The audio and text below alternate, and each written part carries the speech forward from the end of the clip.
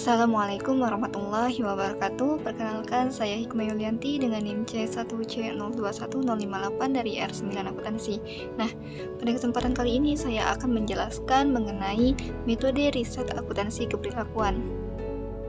Baik, langsung saja. Yang pertama adalah pengertian riset.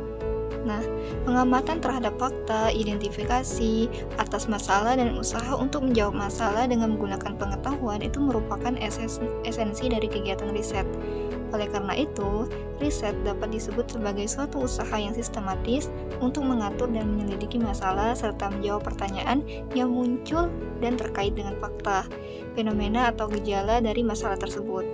Riset itu dimulai dengan suatu pertanyaan karena menghendaki deskripsi yang jelas terhadap permasalahan yang akan dipecahkan. Riset menggunakan metode khusus sehingga tidak bias dan mempunyai kesimpulan yang dapat dipertanggungjawabkan. Kemudian, motivasi dan tujuan riset.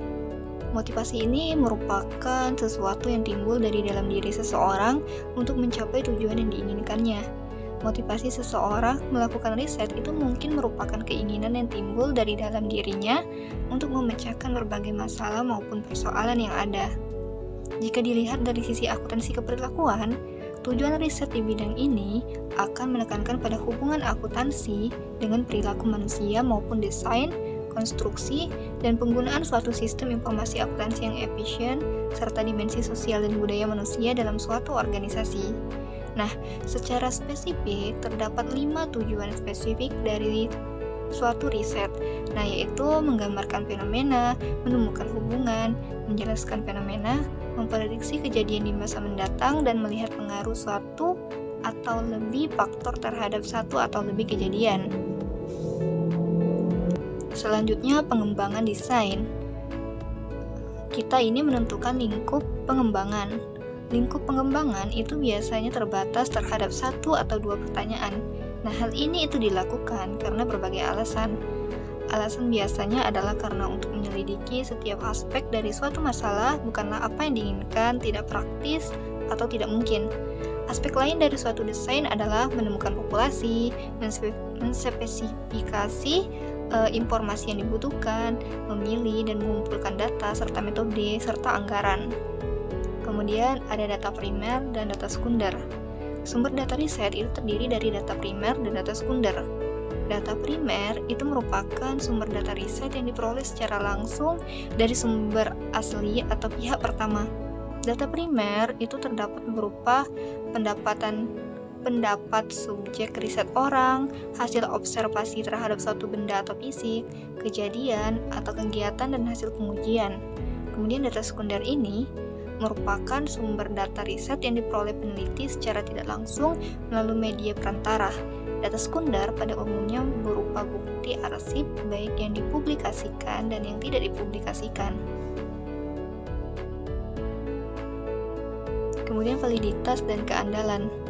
Validitas ini yang pertama adalah validitas. Nah, ada beberapa jenis validitas.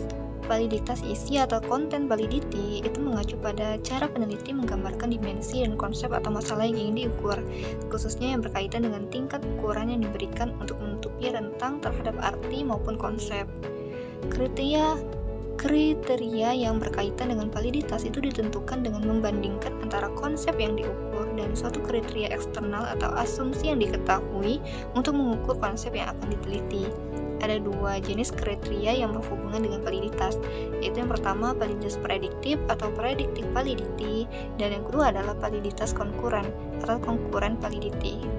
Nah, untuk keandalan nih, keandalan ini itu merupakan suatu instrumen alat ukur yang andal akan menghasilkan alat ukur yang stabil di setiap waktu. Aspek lain dari keandalan adalah akurasi dari instrumen pengukuran. Kemudian metode pengumpulan data.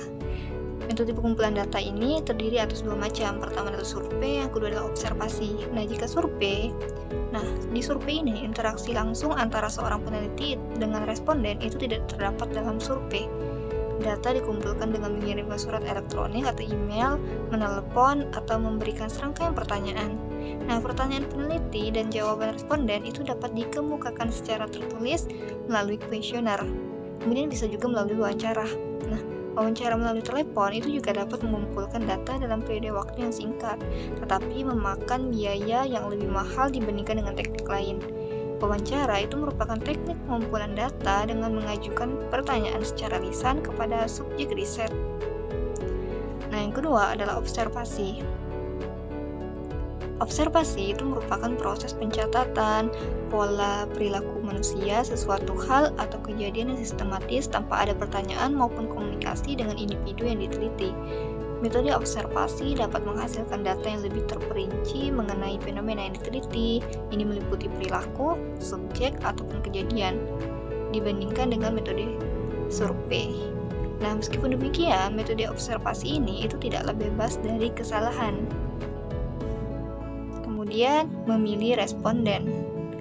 Langkah pertama dalam memilih responden adalah menentukan populasi.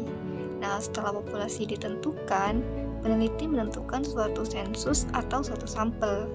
Sampel di sini itu merupakan kumpulan informasi dan bagian dari populasi. Desain sampel yang baik itu adalah desain yang meminimalkan sampling dan non-sampling error, sehingga keseluruhan kesalahan itu tidak melebihi non-sampling error dalam suatu sensus. Nah, yang selanjutnya adalah sampling probabilitas dan non-probabilitas. Sampling probabilitas itu menggunakan beberapa bentuk dari sampling acak. Dalam sampling probabilitas, setiap elemen dalam populasi probabilitasnya itu yang dipilih telah diketahui. Sedangkan sampling non-probabilitas itu tidak menggunakan sampling acak. Sampling non-probabilitas itu adalah ketika probabilitas yang dipilih itu tidak diketahui. Kemudian instrumen riset. Pengembangan kuesioner atau pencarian instrumen itu merupakan langkah lain yang penting dalam proses riset. Kuesioner itu harus sesuai dengan responden dan didesain secara menarik sehingga responden tertarik untuk menjawab kuesioner tersebut, yang pada hakikatnya itu bertujuan meningkatkan tingkat respon, validitas, dan keandalan dalam suatu data. Selanjutnya, analisis data dan persiapan laporan. Nah, analisis data itu dilakukan setelah peneliti mengumpulkan semua data yang diperlukan dalam riset. Peneliti biasanya melakukan beberapa tahap persiapan data untuk memudahkan proses analisis data. Pemanfaatan berbagai alat analisis itu sangat bergantung pada jenis riset dan data yang diperoleh.